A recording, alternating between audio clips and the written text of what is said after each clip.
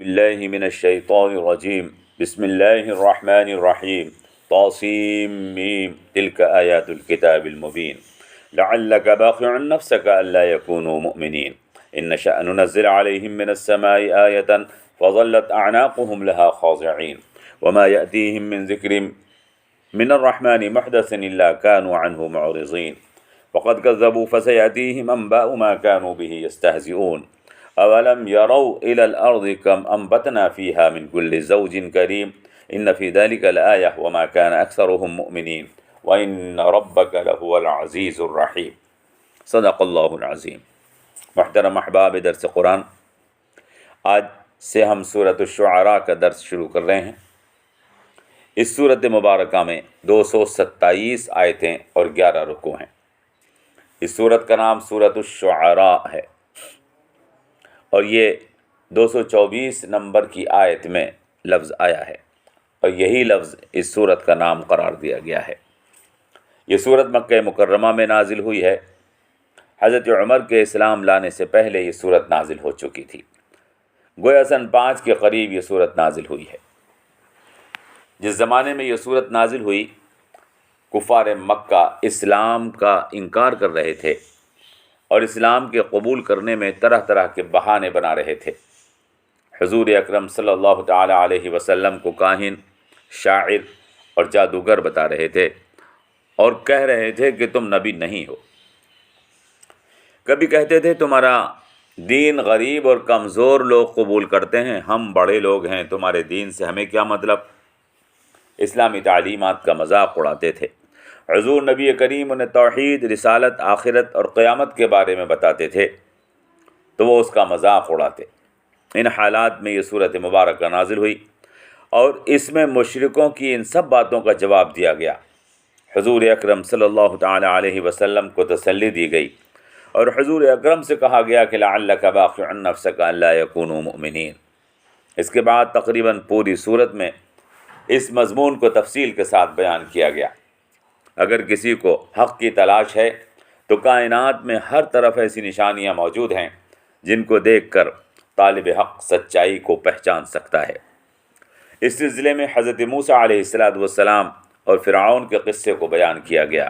اس کے بعد حضرت ابراہیم کا، اس کے بعد حضرت نوح کا، ان کے بعد حضرت ہود کا، 8ویں رکوع میں حضرت صالح علیہ السلام کا، 9ویں رکوع میں قوم لوط کا اور 10ویں رکوع میں اصحاب الایکہ کا قصہ بیان فرمایا گیا اور بار بار ارشاد فرمایا گیا کہ ان قوموں کے اور ان رسولوں کے واقعات میں اہل بصیرت کے لیے نشانی ہے، لیکن اکثر لوگ بات کو مانتے نہیں۔ اور بے شک تمہارا پروردگار بہت زبردست اور مہربان ہے۔ 11ویں یعنی آخری رکوع میں قرآن کریم کی فضیلت اور قرآن کے مقام کو بیان کیا گیا اور اسلامی تعلیمات کا خلاصہ پیش کر کے حکم دیا گیا کہ سب لوگوں کو دین کی دعوت پیش کریں اور بالخصوص اپنے قریبی لوگوں کو دعوت دین کا حکم کریں اور اس کا طریقہ سمجھایا گیا۔ قرآن اور شعراء کے کلام کے فرق کو واضح کیا گیا۔ اس طرح یہ سورت بڑے خوبصورت انداز میں اسلام کی مکمل تعلیمات کا تعارف پیش کر کے مکمل ہو گئی۔ اب آئیے ہم ان آیات کا ترجمہ آپ کی خدمت میں پیش کریں جو ہم نے ابھی آپ کے سامنے تلاوت کی۔ بسم اللہ الرحمن الرحیم۔ طاسیم میم تلک آیات الکتاب المبین۔ طاسیم میم وہ روشن کتاب کی آیات ہیں۔ لعلک باخع نفسک الا یکونوا مؤمنین، شاید آپ اپنی جان گھونٹ لیں کہ وہ ایمان نہیں لاتے ہیں۔ ان نشأ ننزل علیہم من السماء آیۃ فظلت اعناقهم لها خاضعین، اگر ہم چاہیں تو نازل کر دیں ان پر آسمان سے کوئی نشانی تو ان کی گردنیں اس کے آگے جھک جائیں۔ وما یأتیہم من ذکر من الرحمن محدث الا كانوا عنہ معرضین، اور جب بھی مہربان ذات کی طرف سے ان کے پاس کوئی نئی نصیحت پہنچتی ہے تو وہ اس سے منہ موڑ لیتے ہیں۔ فقد کذبوا فسیأتیہم انباء ما كانوا به یستہزئون، تو یقیناً جھٹلا چکے ہیں تو عن قریب ان کے پاس وہ خبریں پہنچیں گی جن کا یہ مذاق اڑاتے رہے ہیں۔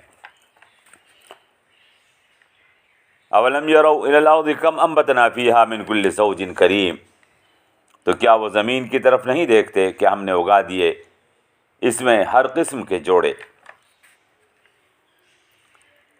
ان فی ذلک لآیہ وما کان اکثرهم مؤمنین وان ربک لہو العزیز الرحیم، بے شک اس میں ایک نشانی ہے اور ان کے اکثر یقین کرنے والے نہیں ہیں، اور آپ کا پروردگار یقیناً وہ زبردست اور مہربان ہے۔ باخع بخعن سے مشتق ہے۔ بخعن ایک نس ہے جو ذبح کے دوران گردن میں کاٹی جاتی ہے۔ باخع اس نس کو کاٹنے والے کو کہتے ہیں۔ مطلب یہ ہے شاید آپ اپنی نس کاٹ ڈالیں گے۔ فَلَعَلَّكَ بَاخِعٌ نَفْسَكَ أَلَّا يَكُونُوا مُؤْمِنِينَ، علامہ عسکری نے فرمایا، حالانکہ یہاں جملہ خبریہ ہے جس کا بظاہر مطلب یہ ہے کہ شاید آپ اپنی رگ گردن کاٹ ہی ڈالیں گے، مگر در حقیقت اس سے مراد نہیں ہے، اور مطلب یہ ہے کہ لوگوں کے اسلام سے انحراف کرنے پر آپ اتنا دکھ اور افسوس مت کیجئے کہ آپ کا دم گھٹنے لگے۔ آدمی جب شدید غم سے دوچار ہوتا ہے تو اس کا دم سا گھٹنے لگتا ہے، یہاں اسی کیفیت کا بیان ہے، اور اللہ کے رسول کو حکم ہے کہ لوگوں کے اسلام قبول نہ کرنے پر آپ اتنا شدید غم نہ کریں کہ آپ کا دم گھٹ جائے۔ علماء نے لکھا ہے اس آیت سے معلوم ہوا کہ آدمی کو مشقت اور تکلیف اٹھانے اور محنت کرنے میں، حتیٰ کہ دین کے لیے بھاگ دوڑ کرنے میں بھی اعتدال سے کام لینا چاہیے۔ اس سے یہ بھی معلوم ہوا کہ غم اور دکھ میں تسلی کے الفاظ بولنا غم کو کم کر دیتا ہے۔ اگلی آیت ہے فَظَلَّتْ أَعْنَاقُهُمْ لَهَا خَاضِعِينَ، اس کا مطلب ہے فَظَلُّوا لَهَا خَاضِعِينَ، یعنی کافر اس نشانی کو دیکھ کر جھک جائیں اور تابع فرمان ہو جائیں۔ یہاں اعناقہم اس واسطے کہا گیا ہے کہ اطاعت کے اظہار کے لیے سب سے پہلے آدمی اپنی گردن کو جھکاتا ہے۔ یہ تفصیل علامہ زمخشری نے لکھی ہے جس کو صاحب معارف القرآن نے نقل کیا ہے۔ مطلب یہ ہے کہ اللہ فرماتا ہے اگر ہم چاہیں تو اپنی طرف سے آپ کی سچائی کے ثبوت کے لیے کوئی ایسی نشانی آسمان سے نازل فرما دیں کہ ان کی گردنیں اطاعت اور فرما برداری کے لیے جھک جائیں اور وہ مطیع اور فرما بردار بن جائیں اور انکار کی جرأت اور ہمت نہ کر سکیں، لیکن اللہ تبارک و تعالی رسالت کے ثبوت کے لیے آسمان سے کوئی نشانی نازل کرنے کے بجائے قرآن کریم کو پیش فرما رہا ہے۔ اللہ تبارک و تعالی رسالت کے ثبوت کے لیے آسمان سے کوئی نشانی نازل کرنے کے بجائے قرآن کریم کو پیش فرما رہا ہے۔ اس کی وجہ کیا ہے؟ دراصل دنیا آزمائش کی جگہ ہے، یہاں ثبوت حق کے لیے صرف ایسے دلائل اور ایسی نشانیاں پیش کی جاتی ہیں جس کے بعد ایمان لانا بندے کے اختیار میں رہے، حالانکہ اللہ اس بات پر قدرت رکھتا ہے کہ ایسی نشانیاں ظاہر فرما دے جس کے بعد انکار کی گنجائش ہی باقی نہ رہے اور انسان حق کو قبول کرنے پر مجبور ہو جائے، لیکن ایسا کرنے سے آزمائش باقی نہیں رہتی، لہٰذا اللہ ایسا نہیں فرماتا۔ اللہ کا طریقہ تو یہ ہے کہ وہ ثبوت رسالت کے لیے آسمان سے کوئی نشانی نازل کرنے کے بجائے، اللہ کا طریقہ یہ ہے کہ وہ ثبوت رسالت کے لیے آسمان سے کوئی نشانی نازل کرنے کے بجائے اپنا کلام اور نصیحت کو بار بار نئے انداز میں پیش فرماتا ہے، اور جو لوگ سرکش ہوتے ہیں اس سے اعراض کرنے لگتے ہیں۔ فرمایا وما یاتیہم من ذکر من الرحمن محدث الا كانوا عنہ معرضین، اور نہیں آتی ان کے پاس کوئی نئی نصیحت رحمان کی جانب سے مگر یہ اس سے منہ موڑ لیتے ہیں۔ اللہ نے اپنا کلام بار بار نازل فرمایا ہے اور قرآن کریم میں نئے انداز سے نصیحت کی ہے اور حق کو مکرر سکرر بیان فرمایا ہے، مگر یہ لوگ حق کو بار بار جھٹلا چکے ہیں، تو رب تعالیٰ کی طرف سے بہت جلد ان کو وہ چیزیں پہنچا دی جائیں گی جن کا یہ مذاق اڑاتے ہیں۔ مطلب یہ ہے کہ یہ لوگ قیامت، آخرت، موت کا مذاق اڑاتے ہیں، انہیں ان قریب ان سچائیوں کا علم ہو جائے گا، ان سے حق کی کامیابی کا قرآن وعدہ کرتا ہے، ان قریب دیکھ لیں گے کہ حق کامیاب ہوا اور یہ ناکام ہوئے۔ الغرض ان سے قرآن جو باتیں بیان کر رہا ہے یہ سب ان کو پورا ہوتے ہوئے جلد دیکھ لیں گے۔ چنانچہ یہ سورت مکہ مکرمہ میں نازل ہوئی سن 5 نبوی میں۔ اس کے بعد اللہ تعالیٰ نے حضرت حمزہ اور حضرت عمر جیسے شخصیات کو اسلام قبول کرنے کی توفیق عطا فرمائی، اور چند سالوں میں انہوں نے دیکھا کہ وہ تمام کافر اور مشرک جو حضور کا مذاق اڑاتے رہے تھے، اسلامی عقیدوں کا استہزاء کرتے تھے، وہ تمام لوگ جنہوں نے حضور اکرم کو نماز پڑھنے سے روکا تھا خانہ کعبہ میں، وہ نماز پڑھنے کی جگہ گندگی لا کر ڈلتے تھے، وہ سب کے سب بدر کے کنویں میں مرے ہوئے پڑے تھے، اور اللہ کے رسول ان سے فرما رہے تھے ام یقولون نحن جمیع منتصر سیہزم الجمع ویولون الدبر۔ محترم حضرات، مکے کی مسلمانوں کی کمزوری کو دیکھ کر حضرت ابن عباس فرماتے ہیں کہ جب سن 5 کے قریب یہ سورۃ القمر کی آیت نازل ہوئی تو میں سوچا کرتا تھا کہ آخر یہ کون سی جماعت ہے جو عن قریب شکست کھا جائے گی، مگر جب جنگ بدر میں کافر شکست کھا کر بھاگ رہے تھے تو میں نے دیکھا کہ حضور نبی کریم صلی اللہ تعالی علیہ وسلم میدان جنگ میں کافروں کا پیچھا کر رہے ہیں، اور یہ آیت مبارکہ تلاوت فرما رہے ہیں سیہزم الجمع ویولون الدبر، عن قریب یہ ساری جماعت شکست کھائے گی اور سب پیٹ پھیر کر بھاگتے نظر آئیں گے۔ برادران ملت اسلامیہ، بہت غور کرنے کا اور توجہ کے ساتھ سننے کا موقع ہے۔ یاد رکھیں، اگر لوگوں کو سچی بات مہذب انداز میں سمجھانے کی کوشش کی جاتی ہے اور لوگ اس مہذب اور شریف آدمی کی بات کا مذاق اڑاتے ہیں جو وہ بات بتا رہا ہے، اس سچی بات کا انکار کرتے ہیں، تو پھر اس کا جواب کیسے دیا جائے؟ کیا یہ طریقہ مناسب ہے کہ انہیں زبردستی بات قبول کرنے کے لیے کوئی ایسی نشانی ظاہر کی جائے، کوئی ایسی طاقت پیش کی جائے کہ وہ انکار نہ کر سکیں؟ نہیں، بلکہ مناسب طریقہ یہ ہے کہ ایسے نامعقول و بدتمیز لوگوں کو ان کی بدتمیزی کا سبق سکھایا جائے۔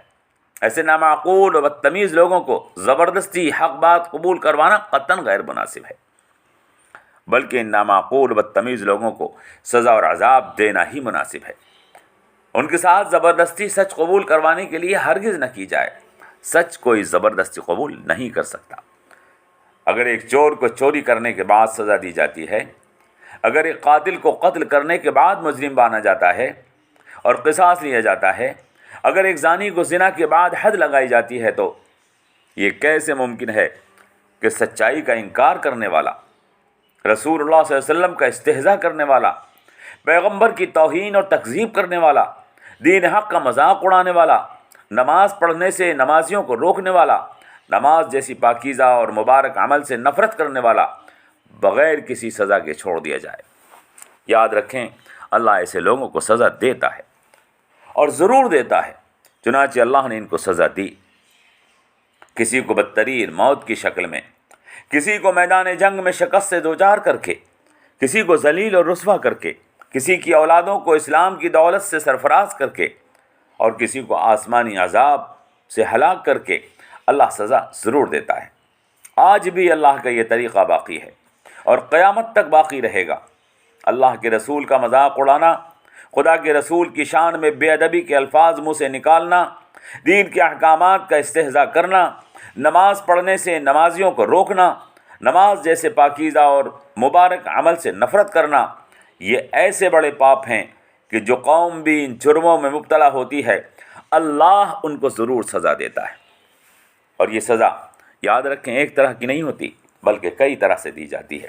کسی کو ذلت کی موت مارا جاتا ہے، کسی کو ذلیل اور رسوا کر دیا جاتا ہے اور زندہ رکھا جاتا ہے، کسی کی اولادوں کو ایمان کی توفیق دے دی جاتی ہے اور اولادیں اپنے باپ دادا کے دین کو چھوڑ کر ان سے واسطہ توڑ لیتی ہیں اور اللہ اور اس کے رسول اور ایمان والوں سے تعلق اور محبت کا رشتہ قائم کر لیتی ہیں، اور اس طرح کافر ذلیل ہوتے ہیں، اور کسی کو میدان میں شکست دے دی جاتی ہے اور کسی کو آسمانی عذاب سے ہلاک کر دیا جاتا ہے۔ غرض بہت سی شکلیں ہیں جن سے ظالموں کو سزا دی جاتی ہے۔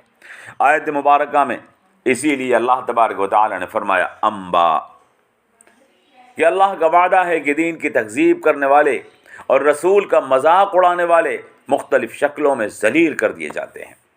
فرمایا فقد کذبوا فسیأتیہم انباء ما کانوا بہ یستہزئون، تو انہوں نے جھٹلا دیا تو عن قریب سچ کی خبریں مختلف شکلوں میں ان کے سامنے آئیں گی، تو عن قریب سچ کی خبریں مختلف شکلوں میں ان کے سامنے آئیں گی۔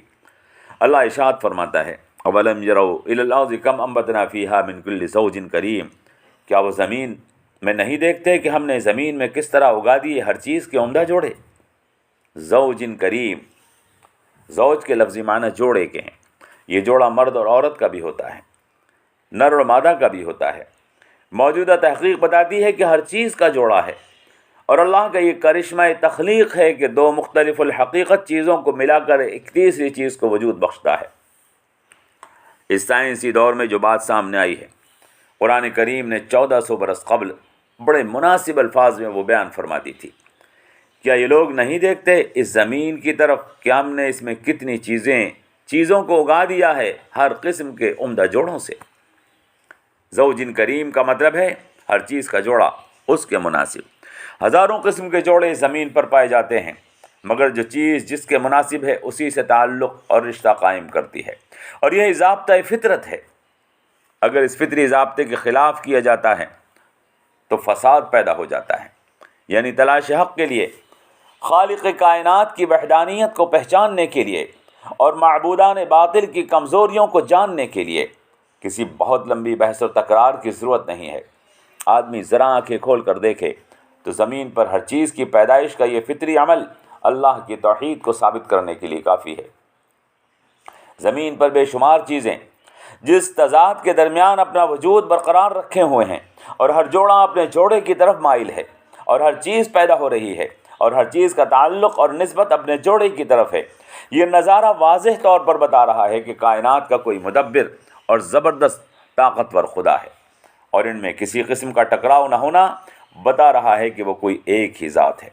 ان نشانیوں اور پیدائش کے اس عمل پر غور کر کے اللہ کی وحدانیت کو پہچاننا ذرا مشکل نہیں، اور اس کے بعد آسمان سے کسی ایسی نشانی کے نزول کی ضرورت نہیں ہے جو توحید اور رسالت کے ثبوت کے لیے زبردستی کسی پر لاگو کی جائے۔ فرمایا ان فی ذلک لآیہ، اس میں ایک نشانی ہے، بے شک اس میں ایک نشانی ہے، لیکن اکثر لوگ اس نشانی پر غور نہیں کرتے، لہذا وہ یقین نہیں کرتے۔ وما کان اکثرهم مؤمنین، اور ان میں اکثر یقین کرنے والے نہیں ہیں۔ لیکن آپ کا پروردگار بڑا مہربان ہے، اور اس کی مہربانی کی ایک وجہ یہ بھی ہے کہ وہ زبردست قوت اور طاقت والا ہے، اس کو کسی کی نافرمانی سے کوئی نقصان نہیں، اس واسطے وہ ہر سرکش کو توبہ کرنے کا بھرپور موقع دیتا ہے۔ وہ عذاب میں تاخیر کرتا رہتا ہے تاکہ لوگ غور و فکر کریں اور سچائی کو قبول کر لیں۔ ان فی ذلک لآیہ وما کان اکثرهم مؤمنین وان ربک لہو العزیز الرحیم، بے شک اس میں ایک نشانی ہے، اور ان کے اکثر ایمان لانے والے نہیں ہیں، اور آپ کا پروردگار زبردست طاقت والا اور مہربان ہے۔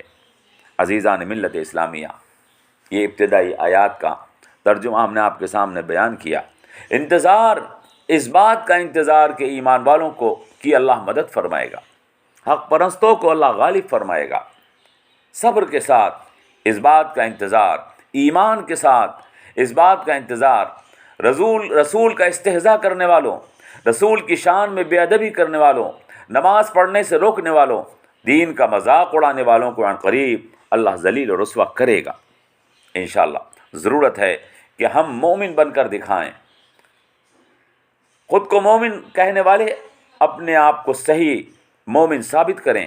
یقیناً اللہ تبارک و تعالی ایمان والوں کی ضرور مدد فرمائے گا۔